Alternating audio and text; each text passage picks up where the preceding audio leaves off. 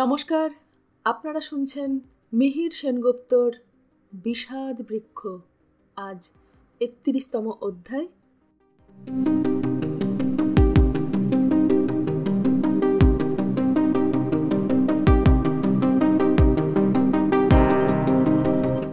কিন্তু মধ্যস্বত্বভোগী ভদ্রলোক হিন্দু গৃহস্থদের দুর্দশায় কেউই ওই ক্রান্তিকালে অশ্রুমোচন করেননি, কারণ তারা পুরুষানুক্রমে যে জঘন্যতায় মানবতাকে অবমাননা করে এসেছেন তার জন্য। সাধারণ মানুষ কিংবা হিন্দু কিংবা মুসলমান কারোই তাদের প্রতি সহমর্মিতা থাকার কথা ছিল না। এই জেলার ভূমি ব্যবস্থা বোধ করি পৃথিবীর মধ্যে সবচেয়ে জটিল। জমিদার এবং রায়তের মাঝখানে প্রায় ২.৫ লাখ মধ্যস্বত্বভোগী একসময় ছিল। একথা একদা বাংলার ভারপ্রাপ্ত সচিব এল বার্লি বর্ণনা করেছেন। অতএব এই ২.৫ লাখের এবং তাদের অনুচরদের যে বিপুল সংখ্যা, তাদের বিক্রমে তাবৎ সাধারণ মনুষ্য হামেহাল নাজেহাল। অন্তত কয়েক ডজন দুক্রান্তির মধ্যস্বত্বভোগীদের বাতেল্লাবাজি আমার জীবনেই দেখেছি তাদের সামন্তসুলভ আচরণ। আমার পরিবারও তার থেকে ভিন্ন নয়। সে কারণে তাদের প্রতি সহমর্মিতা পোষণ করা সাধারণ প্রকৃতিপুঞ্জের পক্ষে যে আদৌ সম্ভব নয়, সে কথা যৌক্তিকভাবে মানি। তথাপি আমার জন্মভূমির ওই অপবর্গীয় অপবর্ণীয় মানুষেরা যে এদের দুর্দিনে সহমর্মিতার চূড়ান্ত নিদর্শন রেখেছিল, তাও তো আমার অজানা নয়। তারাই তো এদের পাশে এসে দাঁড়িয়েছিল। তখন দাঁড়িয়েছিল এ কারণে যে এই সব মধ্যস্বত্বভোগীদের অনাচারই একমাত্র বিচার্য বিষয় বলে তাদের মনে হয়নি। এদের কিছু সদাচারও ছিল, যা প্রান্তিক মানুষদের কাছে গ্রাহ্য ছিল। তারা সেই সদাচারের প্রতি নিমক হারামি করতে পারেনি। সামন্তবর্গীয় মানুষদের সেই সদাচার বিষয়ে গল্পকার উপন্যাসকাররা যথেষ্ট কথন করেছেন। অধিক বাগাড়ম্বরের প্রয়োজন হয় না। আমার জন্মভূমির সাধারণ মনুষ্য সেই সদাচারের প্রতি বিশ্বস্ত থেকেই বিভিন্ন সময়ের প্লবতার মুহূর্তে এদের পাশে এসে দাঁড়িয়ে তাদের প্রাণ পর্যন্ত বাজি রেখেছে। তারা অকাতরে প্রাণ দিয়েছে এবং নিয়েছেও, কিন্তু তৎসত্ত্বেও শেষ রক্ষা হয়নি। এজন্য ঠিক কোন সম্প্রদায়কে যে দায়ী বলবো, তা এতকাল পরেও বুঝে উঠতে পারি না। শুধু ঘটনা পরম্পরাটুকুই যেমন দেখেছি তেমন বলতে পারি। যেমন এখন আমাকে বলতে হবে সেই সব ডাকাতির কার্যক্রম, যে ডাকাতির তালিকা এক আলাদা মাপে, যার সঙ্গে ইতিপূর্বে আমাদের পরিচয় ছিল না। আমাদের এই জেলার ডাকাতরা যে সাতিশয় ডাকাত, এ কথা সর্বজনে জানে, এবং এজন্য তারা কোনোদিনই নিজেদেরকে লজ্জিত বোধ করেনি। আমরাও এইসব ডাকাতদের ঠিক ভয়ঙ্কর অনাত্মীয় ভাবতাম না। তাদের পরিচয় আমাদের কাছে দুঃসাহসিক বীর হিসেবেই গ্রাহ্য ছিল, সমাজবিরোধী হিসেবে নয়। কিন্তু যে ডাকাতির কথা এখন বলতে যাচ্ছি, তার মধ্যে বীরত্বের কিছুই নেই। তার মধ্যে কোনো নীতি নিয়মের ব্যাপারও নেই। তার উদ্দেশ্য একমাত্র ধর্ষণ, লুণ্ঠন এবং সংখ্যালঘুদের সার্বিক উৎখাত। কিন্তু এখানকার পরম্পরাগত ডাকাতিতে এই মানসিকতা ছিল না। এটা অবশ্যই সমাজবিরোধী চরিত্রের, কিন্তু এই সময়কার ডাকাতি অনুষ্ঠিত হতো সেই সব বাড়িগুলোতে যেখানে কিছু সম্পদ আছে এবং যুবতী অথবা কিশোরী মেয়ে আছে। প্রাথমিকভাবে এই সব লক্ষ্যস্থল সংখ্যালঘু সম্প্রদায়ের গেরস্থালিতেই শুরু হয়েছিল। এরকম বেশ কিছু ডাকাতি এবং তার ফল আমি চাক্ষুষ করেছি। তার মধ্যে সামান্য কিছুর উল্লেখই শুধু করব। আমাদের নায়েব মশাইয়ের পরিবার তখনও দেশ ছাড়েননি, তবে বাপদাদার ভিটে পরিত্যাগ করে তারা তাদের বড় মেয়ের পাকা বাড়িতে বসবাস করছেন। বড় মেয়ে এবং জামাই সপরিবারে তখন দেশত্যাগ করে পাকা বাড়ির পরিবর্তে কলকাতার এক বস্তিতে খোলার ঘরের বাসিন্দা। নায়েব মশাই তখন ওই বাড়িতে একটি মুদি দোকান দিয়ে কায়েম হয়ে বসেছেন। পাকা বাড়ি, বাড়ির চৌহদ্দিতে বিস্তীর্ণ বাগান, নানান ধরনের গাছ। ফৌজি হামলায় তার নতুন কর্মস্থল পালেদের বার্মাশেল কোম্পানি পাত্তাড়ি গোঠাতে বাধ্য হলে তিনি মুদির দোকান দিয়ে পরিবার পরিপালনের যুদ্ধে ঝাঁপিয়ে পড়েন। নায়েব মশাইয়ের দোকানটি খুব খারাপ চলত না। তার পরিবারের লোক সংখ্যা ছিল প্রচুর। দ্বিতীয় পক্ষের স্ত্রী এবং শাশুড়ি, শালা, শালাজ এবং শালার বেটাসহ নিজের দুই সংসারের বেশ কিছু সন্তানাদি নিয়ে ওই একই ছাতের নিচে বাস করতেন। এক ঘোর বর্ষার মধ্যরাতে বাবার ডাকে আমার ঘুম ভাঙল। নায়েব মশাইয়ের বড় ছেলে আমার সহপাঠী বিধায় আমি প্রায়শই ওই বাড়িতে রাত কাটাতাম এবং দুজনে পড়াশোনা করতাম।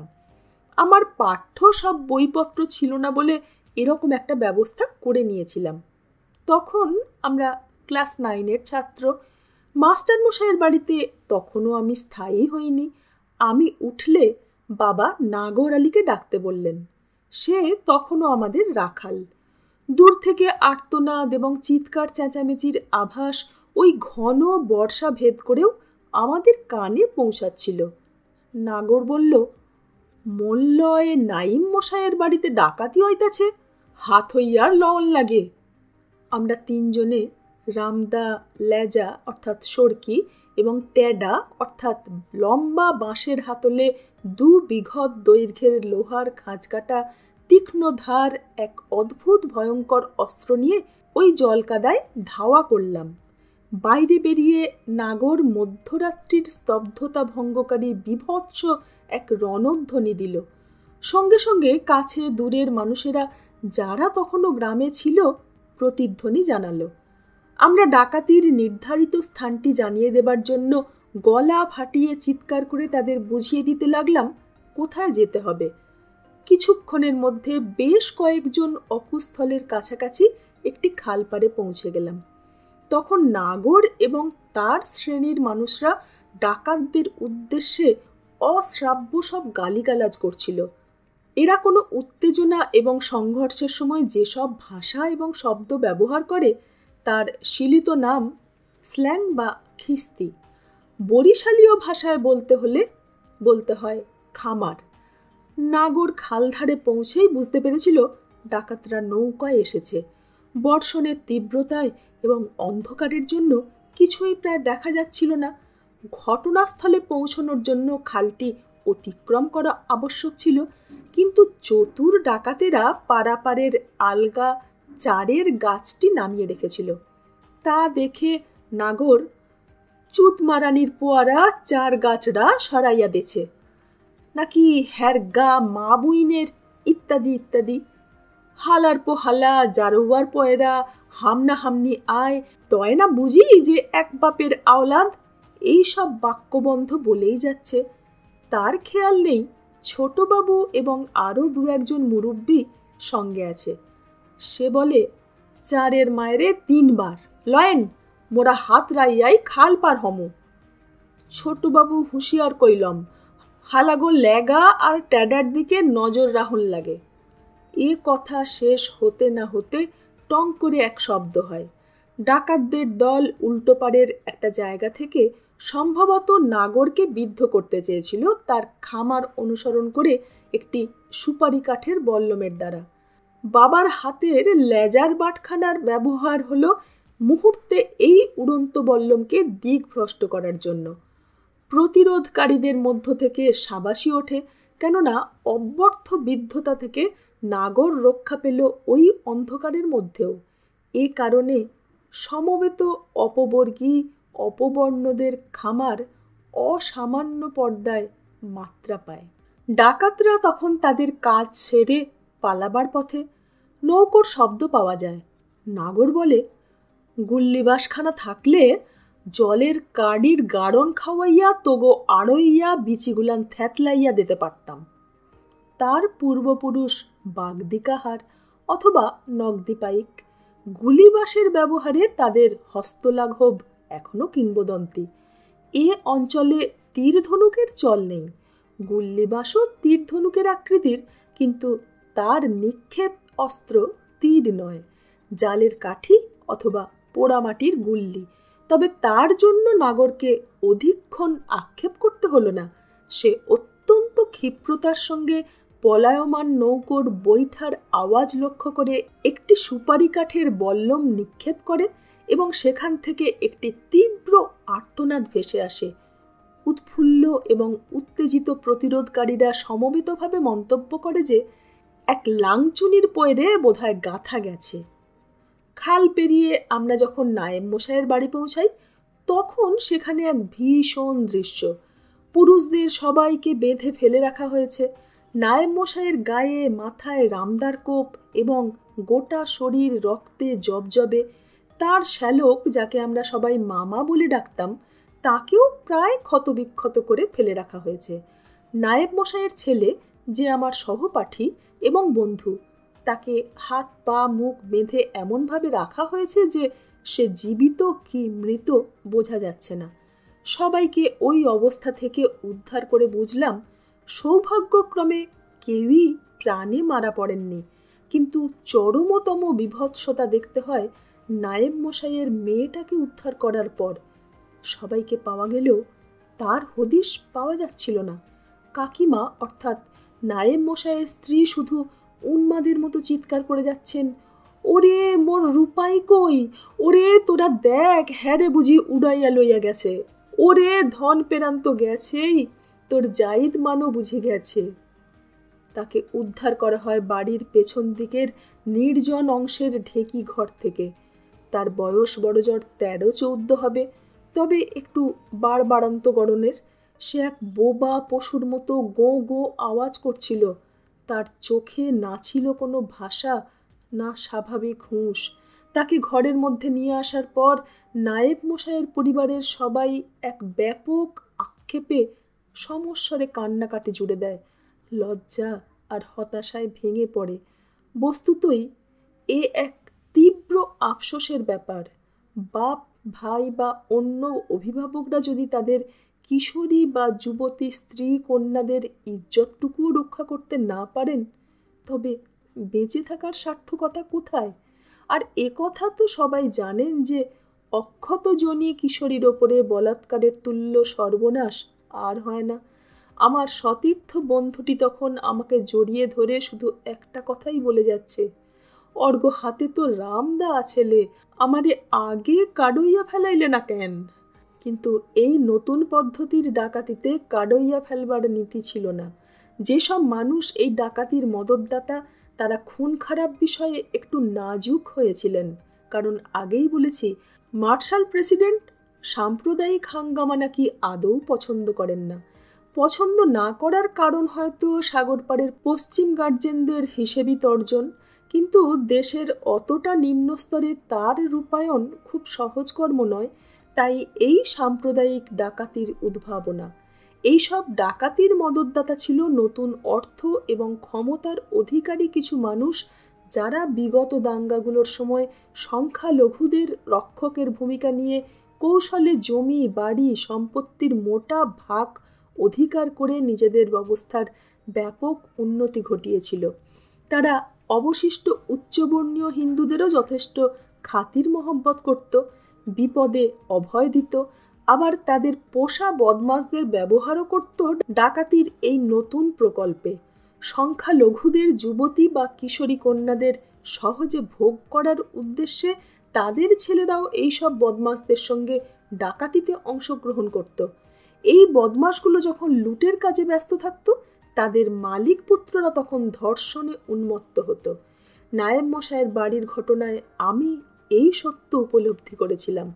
তার পাশের আরেকটি বাড়িতেও প্রায় অনুরূপ ঘটনার কথা আমি জানতাম। সেখানে মারামারি, রক্তারক্তি বা লুট কিছুই ঘটেনি। শুধু সে বাড়ির একটি সুন্দরী কন্যার লোভে এই রকম ভদ্র ঘরের জনা কয়েক সংখ্যা গুরু সম্প্রদায়ের যুবক শীত কেটে ঘরে ঢুকে মেয়েটিকে বলাৎকার করার প্রয়াস পেয়েছিল। কিন্তু মেয়েটির সঠিক অবস্থান অন্ধকারে নির্ণয় করতে না পেরে তার বিধবা বুড়ি জেঠিমাকে জাপটে ধরেছিল। বুড়ি বিকট চিৎকার করে ওঠায় তারা পালিয়েছিল। আমি জানতাম তারা কারা। তারা সেদিন বাড়াবাড়ি করতে পারেনি এই জন্যই যে কেউ চিনে ফেললে সামাজিকভাবে তারা অপদস্থ হবে। হিন্দু এবং মুসলমান উভয় সমাজেই তারা যথেষ্ট মান্যগণ্য ছিল। এভাবে একের পর এক ডাকাতি শুরু হলে বাকি ভদ্র গৃহস্থেরা ক্রমশ বাধ্য হয় নিকটবর্তী শহরে নচেত পশ্চিমবঙ্গে পাড়ি দিতে। তাদের বাড়ি ঘর জমি জায়গা এই সব তালেবরদের হাতেই অর্পণ করে যেতে হয় তাদের। ঘটনা ঘটার পর এরা এসে দুঃখ করতেন, দেশের হাল দিন দিন কি হচ্ছে তা নিয়ে আফসোস করতেন, বলতেন, না আর বোধহয় আপনাকে রক্ষা করতে পারলাম না, কি আছেলে আর কি অইলে, আহা এ দেশে কার যে ইজ্জত করুম আর ক্যারি বা গিবত করুম হে কথা আল্লাহ মালিকই জানেন।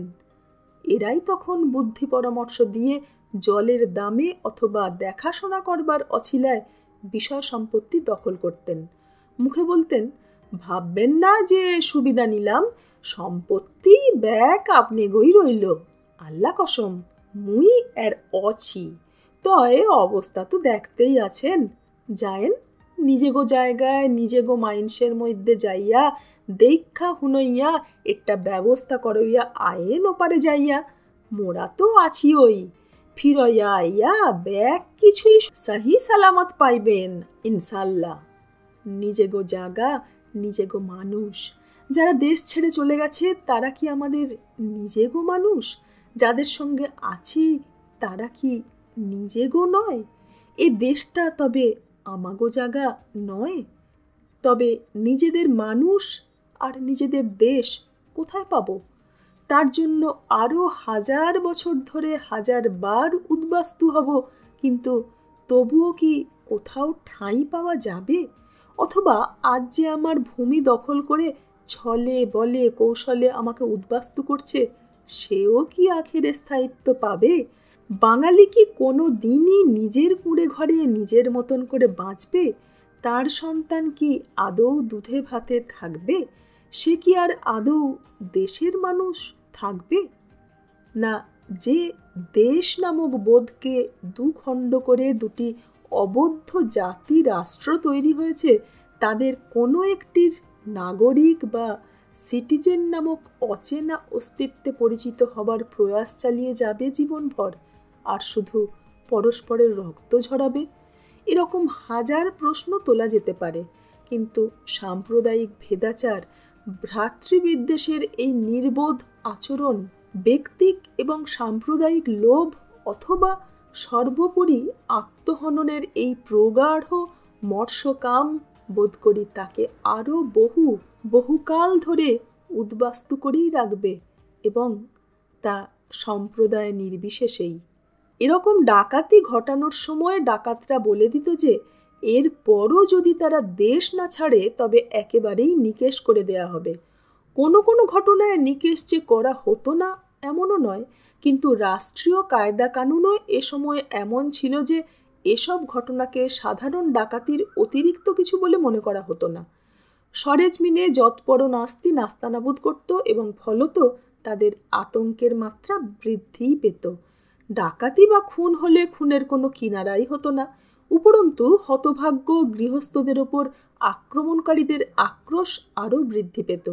সারা দিন তথাকথিত হিতৈষীদের স্তোক এবং আশ্বাস বাক্য শুনে আশ্বস্ত থাকলেও সন্ধ্যার আঁধার নামলেই আতঙ্কের শুরু। ঘরের ছাইচে পাতার খচমচ বা যে কোনো প্রাকৃতিক শব্দ বুকের রক্ত হিম করে দিত। আগের মতো ঘন বুনোট বসতি নেই। রক্ষক হিসেবে রাষ্ট্রও একচক্ষু ষণ্ডের মতোই নিষ্ঠুর। তার ভাব চরিত্র বোঝা দেয়। সে যে কোন চোখটায় অন্ধ তা বোঝা ভার। তার শিঙের গুঁতোটাই শুধু টের পাওয়া যায়। অন্ধ চোখটার উদাসীনতাজনিত স্বস্তি কখনোই পাওয়া যায় না। পূর্বোক্ত ঘটনাটি ঘটার পরদিন থানা পুলিশ আসে। দারোগার বজরা ঘাটে লাগে। সেই দারোগা আলবোলায় তামাক খান।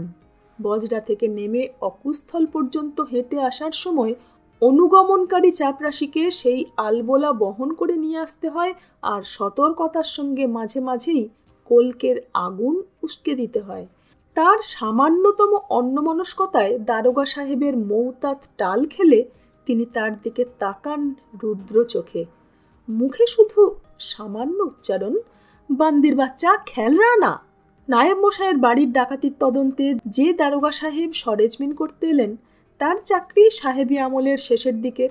মেজাজ মসজিদে ঘোরতর সাহেবী, স্বভাব লম্পটের, বয়স বছর 38-40 হবে। তা তিনি এসে প্রথমে বাড়ির এবং পাড়া প্রতিবেশী পুরুষদের পুছতাছ করলেন। নানা রকম লেখাজোখার কাজ এবং ডাকাতদের দ্বারা ভাঙচুরের চিহ্নাদি মাপজোক করে প্রতিবেশীদের বললেন যে এবার তিনি শুধু বাড়ির লোকদের সঙ্গে কথাবার্তা বলবেন, তারা যেন ওখানে আর ভিড় না বাড়ান। ফলত সবাই নিরাপদ দূরত্বে আগান বাগান বা গাছতলায় গিয়ে বিশ্রাম নিতে লাগলেন। দারোগা সাহেব প্রথম থেকেই আমাকে খুব পছন্দ করছিলেন, সে কারণে কাছাকাছি কোথাও অপেক্ষা করতে বললেন, যেন ডাকলে পাওয়া যায়। একটি ছোট ঘরে বসে তিনি তার কাজকর্ম চালাচ্ছিলেন। সব কাজ শেষে তিনি নায়েব মশাইকে বললেন, দেখেন, আমাগো চাকরিটাই একটা আহাম্মকির কাম। আপনি একজন মুরব্বী মানুষ, বোঝেন তো সবই, তাই জানবেন কর্তব্যের খাতিরেই আমাগো অনেক কিছুই করণ লাগে। এই তো দেখেন, আপনার মাইয়ারে এখন এই কর্তব্যের খাতিরে যে কথাগুলান আমারে জিগাইতে হইবে, হেয়া তো আপনি গো সামনায় আমি জিগাইতে পারি না। তয় ডাহাতির মামলা আইনত ব্যাক কিছুই আমার জানুন লাগে। ব্যাপারটা আপনি নিশ্চয় বুঝতে পারতাছেন। তয় ইনশাল্লাহ আপনার মাইয়াও মোরও মাইয়ারই লেহান। অর্থাৎ তিনি তাকে কিছু বিশেষ প্রশ্ন করতে চান। সেসব দিনে এ বয়সের একজন মানুষের 13-14 বছরের মেয়ে থাকা অসম্ভব ছিল না, আজও হয়তো নেই।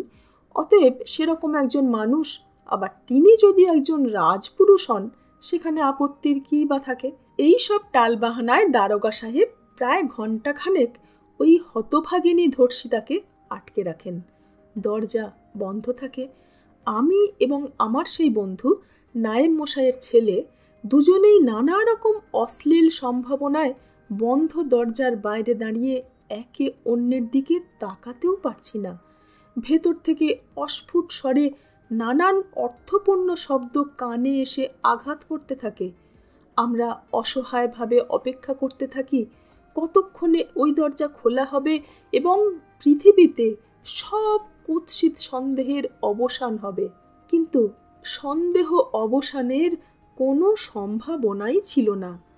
ভেতরের অর্থপূর্ণ শব্দ ক্রমশ আমাদের কানে দ্রুত পর্দায় ধ্বনিত হচ্ছিল। আমরা খুব ক্ষীণ করুণ এক কান্নার ব্যথা আমাদের সব অনুভূতি দিয়ে সহ্য করতে বাধ্য হচ্ছিলাম। অসহায়তা আমাদের এক সংকটের গভীরতম গহ্বরের শেষ পাতালে যেন পৌঁছে দিচ্ছিল, এবং সেরকম এক মুহূর্তে আমাদের সামনে ওই নারকীয় দরজা উন্মুক্ত হলো, আর আমাদের সেই মন্দকপালী হতভাগিনী বোনটি মুখে কাপড় গুঁজে আমাদের কারো দিকে তাকাতে না পেরে হেঁচকি তুলে কাঁদতে কাঁদতে তার মায়ের কোলে গিয়ে আছড়ে পড়ল। দারোগা আমাকে ভেতরে ডেকেছিল তখন। তার মুখ চোখের অবস্থা, কপালের ঘাম এবং বেশবাসের ধরন দেখে তাকে আর দারোগা সাহেব বলে সম্বোধনের কথা ভাবতে পারছিলাম না। তাকে একটা সত্য রতিক্লান্ত কুকুরের মতো দেখাচ্ছিল। তথাপি যেহেতু সে একজন উর্দিপড়া রাজপুরুষ, আমাদের তৎকালীন অসহায়তায় তার আদেশ মেনে নিয়ে আমাকে ভেতরে যেতেই হলো।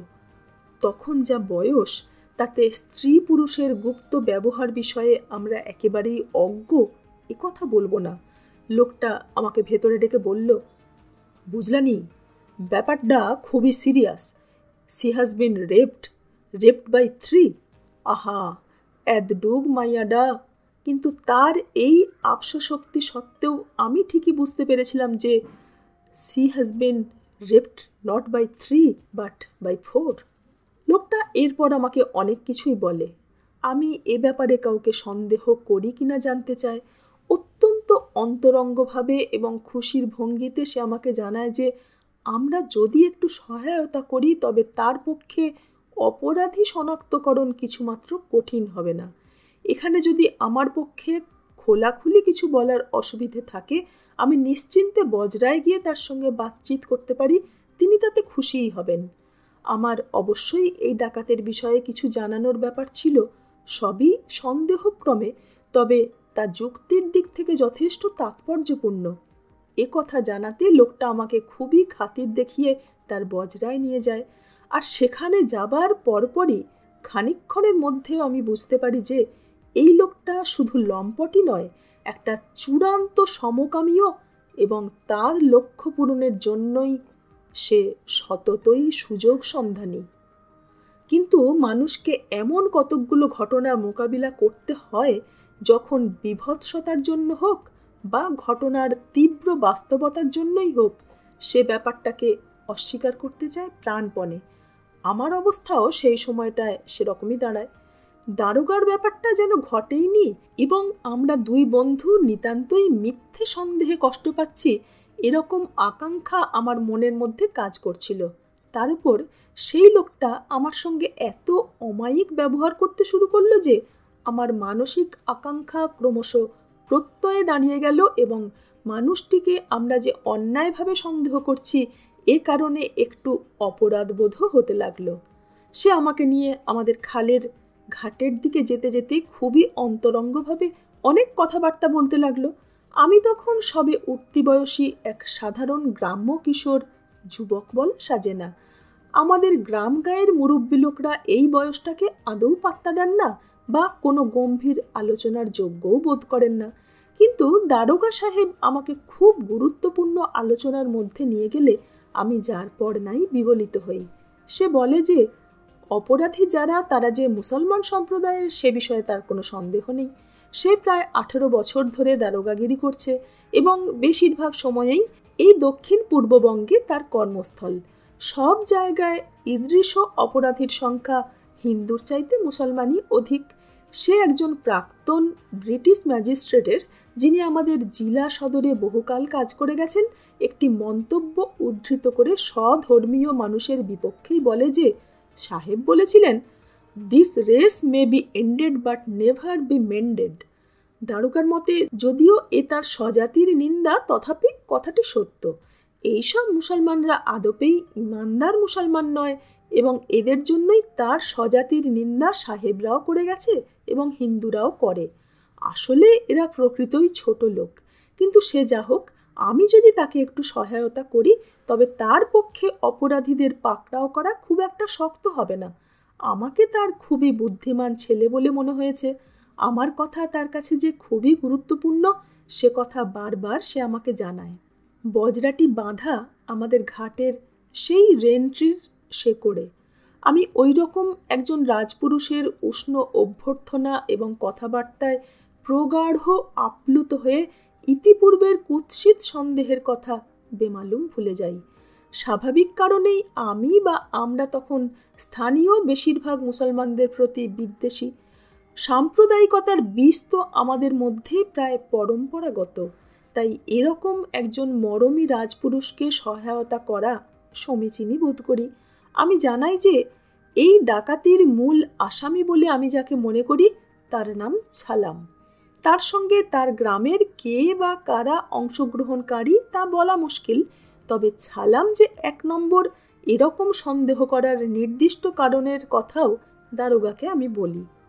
ছালামকে নায়েব মশাই তার বাড়িতে পাহারাদারির কাজে রেখেছিলেন।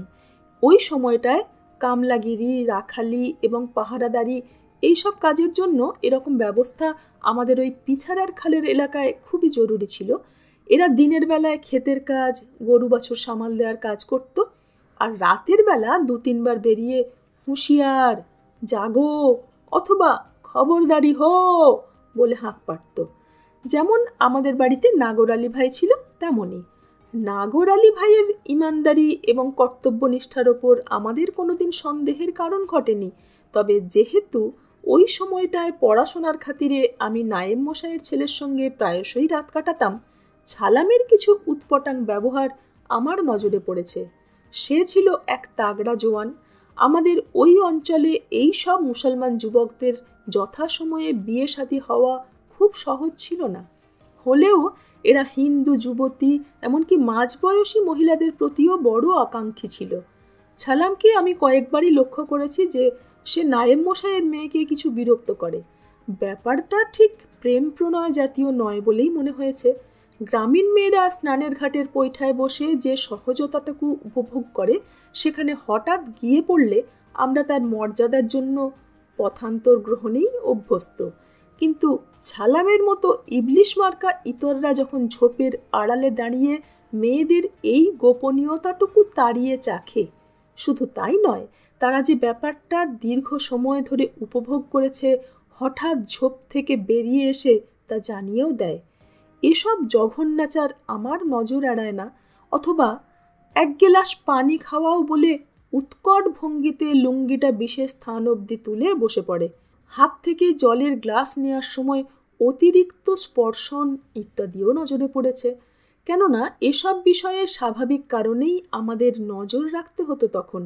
আমি খুব গূঢ়ভাবে কতগুলো কার্যপরম্পরা এই ডাকাতির বিষয়ে লক্ষ্য করেছি এবং তা দারোগাকে সরলভাবেই জানাই। আমি বলেছিলাম যে ও ডাকাতির রাত্রে নায়েব মশাইয়ের বাড়িতে থাকেনি, যদিও সে পাহারাদার হিসেবে ওই বাড়িতে প্রতি রাতেই থাকে। সে যে ওই রাতেই থাকবে না সে কথা সে পূর্বাহ্নে নায়েব মশাই বা বাড়ির অন্য কাউকে বলেনি। আবার ডাকাতির পরদিন সকাল 8টা নাগাদ সে ওখানে এসে খুবই আফসোসের সঙ্গে জানায় যে সে আগের রাতেই একটা বিশেষ কাজে অন্যত্র ছিল বলে আসতে পারেনি। কিন্তু সেই অন্যত্র জায়গাটির যে অবস্থানের কথা সে বলে তা নায়েব মশাইয়ের বাড়ির থেকে বড় জোর 1000 কি 2-1 গজ দূরের একটি কুটির। রাতে বর্ষণ ইত্যাদির প্রাবল্য সত্ত্বেও আমরা যারা ছুটে এসেছিলাম তারা যদি ওই চিৎকার, কান্না ইত্যাদি শুনতে পারি, অতটুকু তফাতে থেকে সে কেন শুনতে পায় না তা বোঝা খুবই কষ্টসাধ্য। উপরন্তু সে বা তার সঙ্গী যারা ওই কুটিরে আগের রাতে অবস্থান করেছিল তা ছিল নায়েব মশাইয়ের এক নিকট প্রতিবেশীর খামার বাড়ির মতো ভদ্রলোক ইউনিয়ন বোর্ডের কেরানি। সবাই বলতো কেরানি চৌধুরী। গাঁয়ের বাড়িতে এরাই মান্যগণ্য মানুষ। তা যা হোক, তার বাড়ির দরজা বাইরে থেকে বন্ধ করে রেখেছিল ডাকাতরা। তারাও চিৎকার চেঁচামেচি শুনেছেন কিন্তু বেরোতে পারেননি। পরের দিন তাদের রাখাল এসে ঘরের দরজার বন্ধন খোলে, অথচ তার কয়েক গজ দূরে অবস্থিত ছালামরা নাকি কিছুই শুনতে পায়নি। দারোগা আমার এই কথাগুলো খুবই মনোযোগের সঙ্গে নোট করছিল এবং উৎসাহ দিচ্ছিল এই বলে যে এসব অতি গুরুত্বপূর্ণ খবর। সে বলল, খানদানি বাড়ির পোলাপানে গো, বুদ্ধির লগে কি হালইয়া চাষার বুদ্ধির তুলনা হয়? খানদান একটা ব্যাপার, হেয়া হিন্দুরই হোক চাই মুসলমানের। সে আমাকে বলে যে আমি যে বাড়ির আওলাদ তাদের মান্যতা দেওয়ার মতো শিক্ষা তার আছে।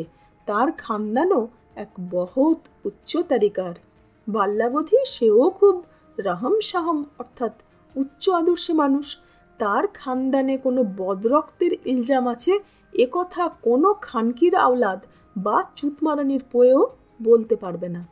এরকম এক ভাষায়ই সে এসব তথ্য জানায়। এই সব বার্তালাপের সময় আমরা তার বজরায় গিয়ে বসেছি। বজরা অতিশয় সুসজ্জিত এবং শোভন। তার প্রকোষ্ঠের শেষ প্রান্তে হুজুরের ঘাসকামরা, যার একদিকে 2জন মানুষের বসার মতো শোভনীয় আরাম কৌচ এবং বেশিরভাগ অংশ জুড়ে একটি মনোরম বিস্তারা মানে বিছানা, খুবই ছিমছাম। দারোগা সেখানে গিয়ে তার ধরাচূড়া বদল করে ঘরোয়া লুঙ্গি গেঞ্জিতে সহজ হলেন এবং আমাকে নিয়ে বসলেন। বসার পরই এই প্রথম তার মুখে অন্য জগতের অন্য শব্দ শুনলাম। এর আগে এরকম একটিও শব্দ তার মুখে উচ্চারিত হয়নি। পিছাড়ার খালের জগতে এই সব শব্দ সাধারণ অপবর্গীরা, চাষিরা অক্লেশে অহরহ বলে এবং আমরা বাল্যাবধি তা শুনে অভ্যস্ত। কিন্তু বাবা, জ্যাঠা বা অনুরূপ গুরুজনদের মুখে এসব শব্দের ব্যবহারে অভ্যস্ত ছিলাম না বলে দারোগার এই শব্দ ব্যবহার আমাকে আহত করে। জ্ঞানাবধি আমরা এসব শব্দকে অসভ্য কথা বলে জেনেছি, যদিও সাধারণে এর ব্যবহারকে কখনোই অশ্লীল বোধ করিনি। এখন দারোগা ঈদৃশ শব্দাবলীর ছড়রা ছিটোতে থাকে এবং আমি নিজেকে ক্রমশ কণ্ডয়িত করতে থাকি। ছালামের তাবৎ কথা শুনে তার মধ্যে যেন এক অসম্ভব উত্তেজনার সৃষ্টি হয়। সে বলে, এই সব জালিমেরাই ইসলামের বদনামির লইগ্গা দায়ী। এরা খালি চায় কতক্ষণে এই হিন্দু ছেমগির গো সিনার কাপড় সরাইয়া এই ছ্যামরারা হইছে সাহিত্যের নাপাক আর হাবিয়ার ক্রীড়া। এরা মাতারি গো দুইটা জায়গায় খালি চেনছে। দারোগা ক্রমশ এইরকম বিন্যাসে যাচ্ছিল, আর আমার একখানা হাত তার দুই উরুর মাঝখানে রেখে চোখের কৌতুকে আমাকে অশ্লীল ইঙ্গিত করছিল। বজরার মাল্লারা এসব দেখে খুব জোরেই বলাবলি করছিল, ছ্যামড়ার কিসমতটা সাহিত্যের ভালো, ছায়েবের ন্যাক নজরে পড়ছে। আমি ক্রমশ সংকুচিত হচ্ছিলাম। সারা শরীরে একটা ঘিন ঘিন ভাব নিয়ে আমি আবার আমার পুরনো বিষণ্ণ ভুলে যেতে চাওয়া সন্দেহে ফিরে যাচ্ছিলাম। কিন্তু পুলিশ দারোগা ভয়ের বস্তু। তাছাড়া আমাদের তদানীন্তন অসহায়তার জন্য কোনো বিদ্রোহ করতেও পারছিলাম না। মাল্লারা ব্যাপারটিতে আমাকে উৎসাহিত করে যাচ্ছিল অতি উচ্চৈস্বরেই। জীবনে এতটা অসম্মানিত এবং ক্লেদাক্ত নিজেকে কখনোই বোধ করিনি। যা হোক, একসময় ব্যাপারটা শান্ততায় এলে দারোগা আমায় বলল, আসলে বুঝলা কি না, তোমার কথাই ঠিক। ছুমে দইয়াই হ্যার দলবল লইয়া এই ডাকাতিটা করছে। তয় এর মধ্যে একটু অন্য সমস্যাও আছে। ওই মায়াডিও কইলাম খুব সুবিধার না। দেখো, এতকাল দারোগাগিরি করছি, মনুষ্য চরিত্রের কিছু তো বুঝি নাকি কও? সুইচ যদি মোড়ায় সুতা ঢোকাতে পারে না। তয় বুঝলা কি না, এখানে পুলিশের কিছু করার নাই। ডাহাতিটা করাইছে ওই ছেমরি। কেন না, হ্যার মোহব্বত ওই ছালা মইয়ার লগে এমনি তো সুবিধা করতে পারে না, হে কারণ কায়দা করইয়া একটু গাদান খাইলে। এ কথা স্বীকার করতে গেলে ওই ত্রয়োদশী বা বড়জোর চতুর্দশী মেয়েটাকে যে পরিমাণ বুদ্ধিশালিনী এবং ধান্দাবাজ বলে মানতে হয়, তার মধ্যে কোনো কালেই আমরা ওই পরিমাণ বুদ্ধিবৃত্তির বা ধান্দাবাজির আভাস প্রত্যক্ষ করিনি। দারোগা আরও জানালো যে এ নিয়ে তার বেশি কিছু করা সম্ভব নয়, একটি কারণে যে যদি ছালামকে ধরা হয় তবে ওই মেয়ের জারজুরি বেয়াক ফাঁস হইয়া যাইবে। বিশেষত হিন্দু সমাজে তো তার এক ভয়াবহ ফল ফলবে। যা সমাজ একখানা, অতএব ওই বয়সী একটি মেয়ের ভবিষ্যৎ চিন্তা করে দারোগা কিভাবে এত বড় একটা কাণ্ড ঘটাতে পারে? ব্যাস, ডাকাতির সুরাহা ওই পর্যন্তই। এরপর আর কি বা বলার থাকে? তবে এ সময়কার অনুরূপ ডাকাতির কথা আরও শয়ে হাজারে বলা যেতে পারে, কিন্তু সেসব বলে এবং ক্রমান্বয়ে রক্তাক্ত হয়ে হয়ে আমরা কোথায় গিয়েই বা পৌঁছতে পারি? আবার এই সব কৌশলী ডাকাতি অসহায়া রমণী, যুবতী বা কিশোরীদের ওপর এই নির্বিকার ভোগ ক্রমশ সাধারণ এবং নিম্নবিত্ত মুসলমান সমাজেরও সমস্যা হয়ে দাঁড়ায়।